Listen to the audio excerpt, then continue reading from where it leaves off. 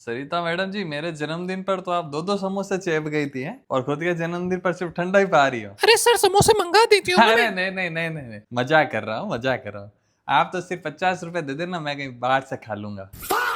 भविष्य सर, ये तो मेरा वाला पेन है ना, पूरे 7 रुपए का पड़ा था मेरे। वैसे 2 दिन हो गए आपके पास ही पड़ा है पेन, वापस दे देना चाहिए। अरे नहीं नहीं नहीं नहीं, आप यूज कर रहे हो तो रखो, आपके पास ही रखो। वैसे मैं स्टाफ रूम में ही बैठा हूँ अभी, 2 बजे तक दे देना। सर मुझे आज घर पे छोड़ हाँ देना। छोड़ दूंगा, सिर्फ 20 रुपए लगेंगे। 20 रुपए किस हाँ बात? वो क्या है ना, तेल भी बढ़ जाता है और आप भी बैठोगे तो जोर भी पड़ेगा ना गाड़ी पे। आपसे 20 रुपए ले रहा हूँ, बाकी 30 रुपए लेता।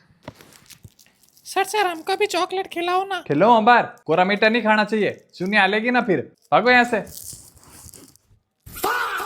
हाँ तो क्लास बोर्ड पे जो लिखा वो उतार लो। सर आपके पास एक ही सेट है क्या? रोज ही एक पहन के आते हो। मेरे पास एक ही कलर के 2 शर्ट है, तेरे को क्या करना बोल।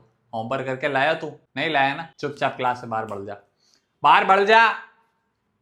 पंचायती